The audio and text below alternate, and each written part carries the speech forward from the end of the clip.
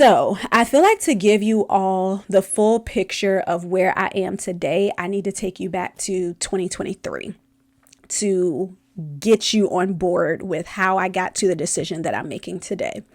So back in 2023, February, I got engaged. And at that time, my husband and I had already decided that we didn't want to have children. And we had also decided that we weren't going to have a long engagement period. We didn't want a wedding, so it wasn't going to be like a couple years engaged or anything.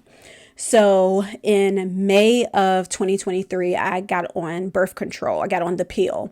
And I thought that I was handling the hormonal changes well.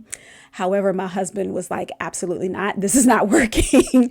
Apparently, I was having horrible mood swings. So I ended up getting off of the pill. And we ended up discussing other options, and I decided to get on get an IUD. So for those of you who don't know, IUD is an intrauterine device, and it goes inside of your cervix, and it's like a little T-shaped thing, and they have strings that are attached to it. That'll be relevant at some point. So that is, I want to say September of 2023 when I get the IUD put in. And so the doctor had already told me at that point that it is not abnormal to have longer periods, heavier periods. It's not abnormal to have breakthrough bleeding when it's not time for my period. It's not abnormal to have some cramping and things for the first few months of having the IUD. So keep in mind, this is September. I got married November of 2023. We get married November of 2023, and I was starting to have some issues with bleeding. Intercourse was very painful, and I didn't know necessarily if there was a reason for it. Prior to my husband and I getting married, I had been abstinent since 2009. So we have this long period in my mind. I'm like, I'm basically a virgin again. Okay. And so I'm contributing it to that. I'm contributing it to the fact that I have this IUD that I just got put in like a month and a half ago at that point. And so they said that it wouldn't necessarily be uncommon for me to be experiencing these things. I'm experiencing, like I said, bleeding, some cramping, some pain. And so I'm like, I guess this is normal starting out. So fast forward into, I would say maybe January, February of 2024 at this point. I am continuing to have issues with bleeding. I'm continuing to have issues with like pelvic pain, pressure, discomfort. And they did say that although it's normal for you to experience these things, that if it's getting to the point where you're having like sharp pains or you're having bleeding, and I told you there's strings that are attached to the IUD. If you go to check your strings and you don't feel your strings, you need to call us because it could be a possibility that your IUD is out of place. And so I want to say it was maybe like February, March-ish where them strings was gone. Okay. And so I'm like, crap, the IUD, I've convinced myself at this point that IUD is in my kidney. Like it's in a whole different organ at this point. And that is what's causing all of these symptoms that I'm having. So I immediately make an appointment with my OBGYN, and they check me like how you would be checked for a pap smear.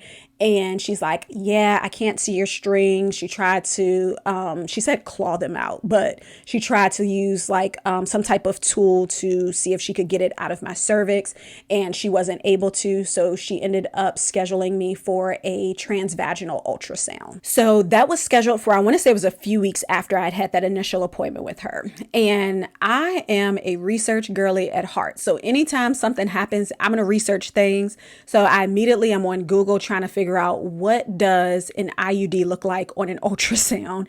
So as I'm getting it done, I can see for myself if it is on this screen. So I had the appointment to have the ultrasound done, and I'm sitting there, and the girl got her little wand going, and I don't see anything that looked like what Google said an IUD should look like on an ultrasound. So I am convinced at this point that ultrasound it ain't where it's supposed to be. It's no longer in my cervix. I don't know where it is. I've convinced myself I'm going to have surgery to get it removed at this point. And I'm just like, where is this IUD at, child? And please don't let there be a baby that pops up on this ultrasound. So Luckily, that day I was able to have the meeting with the doctor the same day that I was getting the ultrasound done, but the appointment was an hour apart. So I'm sitting in the lobby after I had the ultrasound, and I'm texting my husband like, that IUD was not showing up on that ultrasound. Like, I don't know what she's going to tell me, but I'm probably going to have surgery for them to figure out like where this IUD is and for it to be removed. And so they finally call me back to meet with the doctor, and she's going over the ultrasound, and she says, so the ultrasound shows that your IUD is in place, but it was really difficult to find it because your fibroids are blocking it. And I said, my what? And she was like, oh, you didn't know you had them. And I said, no, I had no idea. Like, this is the first time I'd ever heard anything of me having fibroids. And the reason why I was so shocked by this is because I know people personally who have fibroids, and I know the horror stories of it. And I've never had any issues with painful periods. I've never had any issues with heavy bleeding on my periods. And that is what I knew of when it came to fibroids. I later found out that you can have fibroids and be asymptomatic. But for me, I just associated with my friends who have awful periods, debilitating cramps, where they're bleeding through overnight pads in an hour. And that's never been my experience when it comes to my periods. And I'm not someone who I feel like has like a high pain tolerance or anything. Like, I feel like I would know if I was experiencing the symptoms that are typically associated with fibroids. And so I'm like, okay, what do I need to do? So she said the IUD is likely managing like your heavy bleeding and things like that. So it's really up to you if you want to do anything, but if they're not bothering you, you can just monitor them. So at that point, this is like springtime, early spring, late winter of 2024. So at that time they were I had two. One was 3.4 centimeters. The second one was 4.3 centimeters. And so I'm like, okay. So in my mind at that time, I assumed that the issues that I was having as far as the bleeding, the pelvic pain, pressure, and things like that, I associated it more so with me being abstinent for so long, because it was more so happening around intercourse, and it wasn't necessarily a thing where I was experiencing this all the time or it being period related.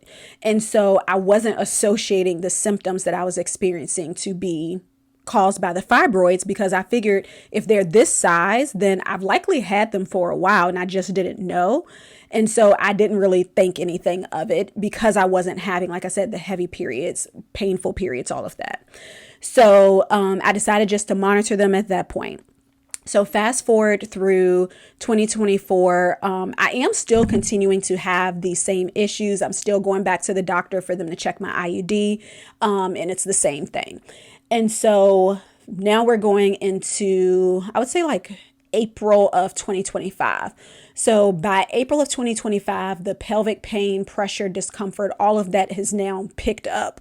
I wouldn't say significantly, but now it's not a thing that is just like associated with intercourse. It is very much a thing where I can just be standing, sitting, whatever, and I'll get like this sharp pain, or I'll get this pain specifically on the right side of my pelvis that felt like, this is a little nasty, but that feels like a gas bubble, but there's no gas. And it's like, it's just this pressure, and it's this kind of like a hollow feeling. And so I end up going back to the doctor again because I'm continuing. The bleeding is now increasing. The pelvic pain, the pressure, discomfort, all of this is increasing.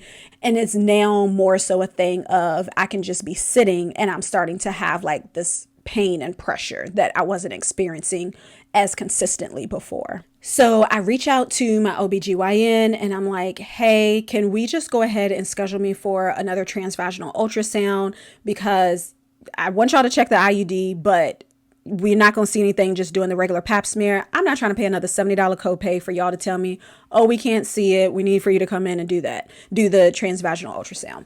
So they agreed to do that. And so this time when I had the ultrasound done, I wasn't able to get an appointment with the doctor to review the results the same day. So that appointment, I want to say, was scheduled for, it was like 2 or 3 weeks afterwards. So I had to wait for quite some time. So I ended up having the ultrasound done, and a week later, I went to Mexico with two of my girlfriends. And while I'm in Mexico on my girls trip, having the time of my life, I get a phone call from my OBGYN office. And I immediately knew something was wrong, because they're not going to call you when they're not going to call you if you already have a follow-up appointment and it's something they can just discuss with you at your follow-up appointment. So I get the call, it's just saying like, hey, I'm with so-and-so's doctor's office. I need for you to give me a call back. So I step out the room, I call, and she lets me know that the fibroids are growing, and likely the reason I'm experiencing the pelvic pain, pressure, discomfort, specifically on my right side, because it's now enlarged my uterus because of how they're growing. And I just started crying because I'm like, what? Like, what is this? So she said that when I had the follow-up appointment, that the doctor would go over with me like my options at that point. So I call my husband. I'm trying to hold it together because, like I said, I'm on my girls' trip. And granted, these are like good friends. I could have cried in front of them. I could have told them what was going on. But it's also like, we're in Mexico. I'm not trying to kill the vibe. You know what I mean? So I'm just kind of sitting there and trying to like get through. And it was our last day as well. I'm just trying to like get through the day, be in good spirits. So I call my husband. I let him know what's going on. And then I get back home. And I start doing some research on things to ultimately help with managing fibroids, getting them to shrink without going a surgical route. And I see all of these things about different supplements you can take, different vitamins, different teas, changes in your diet, all of these things. So I keep those things in mind, go into this meeting a few weeks later with my doctor to discuss like what my options are. So at that time, she told me that the fibroids are now 5.1 centimeters and 5.3 centimeters. So remember when we had them checked in 2024, we were 3.4, 4.3. Now we're 5.1, 5.3. And it's now enlarged my uterus. And so that is what's causing that, that pressure, that pain, discomfort, and the bleeding at this point. And so I'm like, okay, what are my options? Like, what can I do? So the first thing she said is you can have a hysterectomy. And fibroids is one of the biggest reasons that women get hysterectomies, but that is it's not the only way to treat them. It's the only way that is a full guarantee that you will not get any new ones. There will be no regrowth or anything because they take out your uterus and they're uterine fibroids. And so although I don't want children, I've had this question from a few people like, well, why don't you just get a hysterectomy? I don't want to have a major surgery if I don't have to. And I'll be 38 this year. I don't want to be forced into menopause. So there's that. Then she also said that she could prescribe me a medication called, I believe it was Myfembree. And that ultimately helps to manage like heavy bleeding and things, but I'm not experiencing that. I'm experiencing more so of like this breakthrough bleeding here and there, and then pain and bleeding when it comes to intercourse. And so she said she could prescribe that, but she doesn't think that would actually help with the symptoms I'm experiencing because it's not related to periods per se. It's not like this heavy bleeding, this heavy cramping and things. Then the other option was a procedure called Acessa, where they essentially burn off the fibroids. And I did some research into that. It's a fairly newish procedure. And I researched it. I could not find a lot of information on it, so I didn't feel comfortable going that route. And then the last option was I believe it's pronounced laparoscopic myomectomy. And I know people who've had that procedure done before. I've seen celebrities talk about having that procedure done. And although it's less invasive than having a hysterectomy, you still are out of work for 4 to 6 weeks. It is still it's still a pretty serious surgery, and there's no guarantee that they won't come back. So I didn't feel comfortable necessarily going that route either. And the last option is to just wait and see, like watchful waiting, and we see that they're continuing to grow. And so I'm like, I don't want to do that. And so I asked her about, well, what about taking vitamins, supplements, like changes in my diets, cutting out red meat, dairy, like all of these different things. And she straight up told me no, like there's no scientific proof that that works. And TikTok said otherwise, just FYI. But I definitely was like, I'm gonna see for myself because the options that you gave me, I'm not feeling it. So we're gonna wait, and I'll follow up with you if I decide that I want to go any further with anything that you recommended. So that was, I think that was around like April or May when I had that conversation with her. So from that point on, like I said, I'd already done my research about things. I spent over $100 on different supplements, all of these things, teas, things that I ordered off of Amazon. And I started cutting out red meat, dairy, all kinds of things from my diet. And I'm like, we are going to stick to this for a year, and then we're going to see what happens next year. So one of the side effects for one of the supplements that I was taking was headaches. And so I started doing more research and just trying to see like, okay, is this like actually really essential in helping the growth of fibroids? And as I'm doing research, literally I'm realizing Google saying one thing, ChatGPT is saying another thing, TikTok is saying another thing, YouTube is saying another thing. And I'm just like, what am I supposed to do? Like, I got really frustrated because I called myself trying to take all of these different things to help with estrogen levels, hormones, all of this stuff. And what I thought I was taking that was supposed to be helpful, one source is saying like this actually increases your estrogen. Something else is saying, no, this is actually what helped me with my fibroids. And so I just got frustrated and I decided to cut those things out, and I focused more so on my diet. So that was like early summer of 2025. So fast forward later into 2025, and I'm just continuing to have the same issues. So the bleeding is kind of starting to pick up again, and the pelvic pain, pressure, discomfort, that is, I don't want to say intensifying, but it is something that's becoming more noticeable. And so fast forward into January 2026, this year, and I bled for 3 days, not on my period. And I'm like, something has to give. Like, something has to give. I just remember feeling really frustrated. I remember feeling really not defeated or hopeless, but just in this place of like, I don't know what else to do.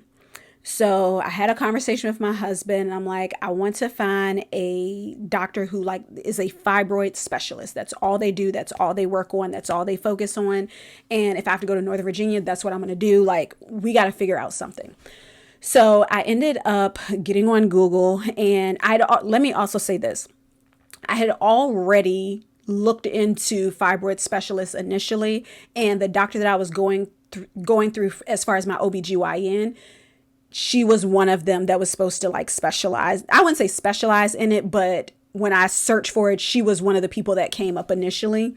And my experience was underwhelming. We'll say that. And so I wanted to find like an office that all y'all deal with is fibroids pretty much. So I'm getting on Google, and I come across something called uterine fibroid embolization. And that was my first time ever hearing about that. That was not an option that was given to me when I met with the doctor the previous year. And so I started doing some research, looking into it. And I came across this place called Richmond Vascular Center, and they had really great reviews. The doctor, that's literally all he does is uterine fibroid embolizations. That's what he specializes in. So I'm like, okay, bet, let's make an appointment. So I scheduled a consultation with him, and my husband and I met with him for probably like an hour for this consultation. And he was so thorough in answering all of our questions. He was very knowledgeable when it came to fibroids. He was very knowledgeable in the questions that we were asking him. It didn't feel like he had to be like, well, let me look this up, or like he came across very confident in the information that he knew, the procedure that he does. And it was very comforting from previous, in comparison to other conversations I'd had with doctors regarding my fibroids. And this was kind of the first time that I felt like, okay, I feel like this is an option that is least invasive. I don't have to be put asleep for it. And this is something that I feel like I trust this person with the knowledge that they have. And this is literally all that he does. This is his specialty. And so he told me that I would have to have an MRI done, because that gives a bigger picture of the actual size of the fibroids, the location of them, as well as what type of fibroid it is. So when I've had the transvaginal ultrasounds done in the past, it always came back that I had intramural fibroids. And I shared that with him. He's like, I understand, but we still, have the MRI done just so we can verify exactly what type of fibroids they are, because different fibroids ultimately pose a greater risk for infection with this procedure. And so we want to know ultimately like what we're dealing with. And so I told my husband, it was like, at that point, I wasn't 100% sure that I was going to go forward with that. But I said, I want to at least have the MRI done so that I'll be able to see what I'm dealing with. It does give a better picture and I can make a decision from there. So a couple of weeks later, I have the MRI done, and the MRI was fine. I've heard a lot of bad things about MRIs. Granted, I'm not claustrophobic, so that probably helps. But I was fine. Mine was scheduled for 7:30 at night. That's around my bedtime. I fell asleep in there. So I didn't have any issues with that. But I had a pelvic MRI done. And then I went and met with the doctor. I think it was like 2 weeks after I had the MRI done. The problem, however, the MRI results were uploaded to my chart before I had the appointment with my doctor. And so I saw that my fibroids were now, my largest one was now 6.5 centimeters. 5.9 centimeters, and now I have a third one that has grown that is 1.3 centimeters. And I found this out at work, and I shut my door and I cried, because I'm like, what is the reason? Like, I'm trying to eat right. I'm trying to like cut out these things, do these things. I'm trying to do the right things. And it felt like it was for nothing. If I'm being honest, it felt like it did nothing. And not only have they grown, but they have also, I now have a new one that has grown. And so I was just like I was disappointed, even though I knew that they had grown. But I think just seeing that there is now a third one that has grown, it was just like, bruh, what are we doing here? And so I'm like, okay, I feel more inclined now to go forward with the uterine fibroid embolization. However, another plot twist here.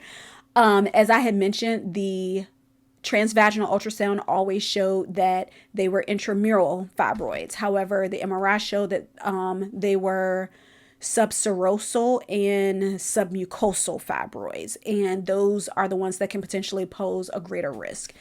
And so now I'm just frustrated because I don't know what the right decision is to do.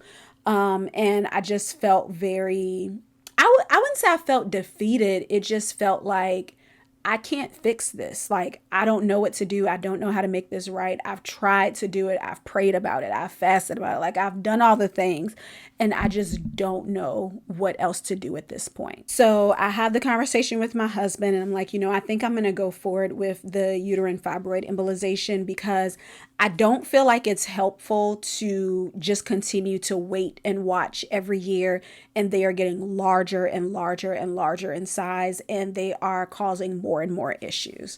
So I go in for my appointment with the doctor to review my MRI results. And he was not concerned about the fact that they were not all intramural. He said based off of their location that he did not have a concern for there being an increased risk of infection. So that did give me a little bit more peace about going forward with the procedure. And in addition to that, the largest one that is 6.5 centimeters, I'll insert the picture somewhere here. It's pretty much taking up more than half of my uterus at this point. I don't know if I have a small uterus or what, because when I looked up the size of a 6.5 centimeter fibroid, it said that it was like the size of an orange. And this thing is getting bigger than an orange. And I confirmed with the doctor, what I'm seeing on the MRI is the actual size of it and how much space is taking up in my uterus. And it's taking up a lot of space in my uterus, which is also contributing to this pelvic pain, pressure, discomfort, and bleeding that I'm having. Also with the MRI, I wanted them to confirm that it wasn't showing anything else going on with my uterus that I needed to be concerned with, such as, I believe it's called adenomyosis. I may not be pronouncing that correctly. That there were no cysts, there was no endometriosis, nothing else that was showing that could potentially be causing the symptoms that I'm having. And the only thing that is showing are the fibroids. So everything else has been ruled out at this point. There's nothing cancerous. There's nothing cystic. There's literally nothing in there except for the fibroids. So the procedure it's known to be uncomfortable. It's known that the recovery is rough. And I knew that going into it, but it still was a least invasive procedure than having an actual surgery like the myomectomy or having a hysterectomy. And the recovery time for it was 7 to 10 days versus it being a 4 to 6 week type of recovery. And so I'm like, okay, so he's going over everything with me. He gives me all of my pre-op stuff. He's not pre-op, but he's giving me all of the information for medications I need to start before the procedure, all the medications I'm going to have to take for 7 days after the procedure. He's like literally walking me through every single step. And then towards the end of it, he lets me know that on my MRI, so I had a pelvic MRI, keep in mind. So it showed that I had 2 spots that showed up indeterminate on my MRI on my hip. And I'm like, what? Like, God, what are we doing? What do you mean? And so he said, I'm not saying that it's cancer, but I would recommend that you have an x-ray done. And then I want to refer you to an ortho-oncologist to have that checked out because we don't know what it is. Obviously, he doesn't specialize in that, but there's something that is showing on your bones of your hip that you need to get checked out. And I'm like, okay, all right. So I go back home. I go over all of this information with my husband. He didn't go with me because he was sick that day. So I'm going over all of this information with him. I'm explaining the hip situation. I'm explaining the list of medications that I'll have to take and everything. So he's looking through the paperwork and I just feel like tears coming up and I just feel this overwhelming disappointment, honestly. And I just broke down. I broke down. And my husband, he's just kind of like, like, let's talk about it. What's going on? How you feeling? Like, where are the tears coming from? Let's talk. And so I just shared with him, like, I hate that I have to go through this. And I hate that I'm having to figure out make these decisions. I hate that I'm having to have this procedure done that I know is going to be uncomfortable. I hate that now I got to be concerned if I got cancer in my bones in my hip. Like, I hate that I have like all of these different things that are going on and I don't know what to do. Like, I'm questioning, am I doing the right thing by getting the procedure done? Should I just pray about it more? Like, I don't know what else to do. And I feel frustrated, and not at God, but I feel frustrated with the situation. And I hate that this is another thing that we have to deal with, because I'm not going to go into details with this specifically, but throughout our marriage, we have had so many external factors that we have had to overcome. We've had so many hardships that we've had to overcome together. And it just felt like, this is another thing that we're now facing that we have to figure out. And I always have to give credit where credit is due. My husband is very good at having a level of faith when I don't have it. When I'm spiraling, when I am in a place where I'm struggling to hold on to it, he's always been very good at keeping me grounded and kind of bringing me back in and just reminding me like, hey, it's okay. It's okay to cry. We're going to be all right. Like, yes, we've had a lot that we've gone through, but I'd rather us go through it together than have to go through it alone. Like, he's very good at just being that grounding in times where I'm just like, this sucks and I hate it here and I don't want to do this anymore. So we talked about it and we decided that we are going to go forward with doing the uterine fibroid embolization. And that was a decision that was, I don't want to say it was hard to come to, but it was one that I was going back and forth on. Like, am I making the right decision? Do I just need to trust God more with this? And I eventually came to a place of peace of that God can heal me in this way as well. And I think sometimes we do feel like the healing can only come supernaturally, but he can absolutely heal me through this procedure as well. And after talking with the doctor, talking with my husband, and even praying about it, I felt like I had peace to go forward in this direction. And let me save you all any think pieces you want to leave. By the time this episode comes out, I will have already had the procedure. I've not had it as of today, but by the time that this comes out, I will have already had the procedure done. I will have already been through recovery for it. And I intentionally did that because, like I said, I've already seen the horror stories. I've already seen the great stories and everything in between. And I wanted to make sure that at the end of the day, I have peace about it. I've consulted God about it. My husband has peace about it. I didn't want anyone to say anything that would make me question something that I already have in process. So I say that to say, by the time this comes out, it's already done. So don't bother with, oh, da da da. It's already done, y'all. Okay.